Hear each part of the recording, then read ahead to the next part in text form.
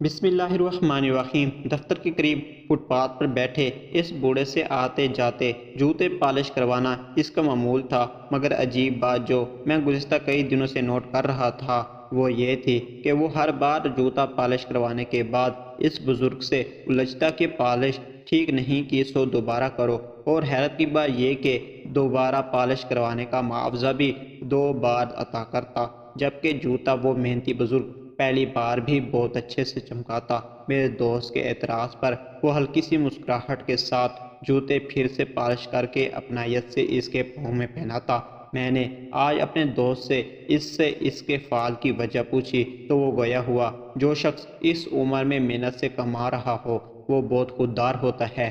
میں اس کی محنت کا ڈبل معاوضہ دینے کی خاطر جھوٹ موٹ کا نقص نکالتا ہوں تاکہ اس کی کچھ مدد ہو سکے۔ میں اپنے دوست کی سوچ سے متاثر ہوئے بغیر نہ رہ سکا۔ آج دفتر سے واپسی پر میں اکیلا تھا، فٹ پاتھ کے قریب سے گزرا تو دیکھا کہ اس بزرگ کی بوڑھی نگاہیں میرے ساتھ میرے دوست کو تلاش کر رہی تھی۔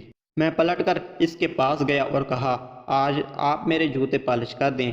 پالش ہوئے جوتے پاؤں میں ڈالتے وقت میں نے جیب سے 5 روپے کا سکہ بوڑھی کی طرف بڑھایا تو وہ سکہ دیکھ کر بولا، بیٹا 5 روپے نہیں 10 روپے معاوضہ لیتا ہوں پالش کا۔ میں نے حیرت سے پوچھا، مگر میرے دوست سے تو آپ روز ایک بار پالش کے 5 روپے لیتے ہیں، جبکہ وہ ہمیشہ پہلی بار آپ کی محنت پر اعتراض بھی کرتا ہے۔ بزرگ نے مسکراتے ہوئے میری طرف دیکھا اور جواب دیا، میں جانتا ہوں تمہارا دوست پہلی بار اعتراض اسی لیے کرتا ہے تاکہ وہ دوسری بار جوتا پالش کروا کر مجھے دوہری اجرت دے کر میری کچھ مدد کر سکے، اور اسی لیے میں اس سے پہلی بار بھی آدھی اجرت وصول کرتا ہوں۔ بوڑھے کا جواب سن کر میں نے 10 روپے اس کی ہتھیلی پر رکھتے ہوئے حیرت بھری مسکراہٹ کے ساتھ اس کی آنکھوں میں جھانکا، جن میں خودداری کی چمک کے ساتھ ساتھ احساس کا رنگ بھی نمایاں تھا۔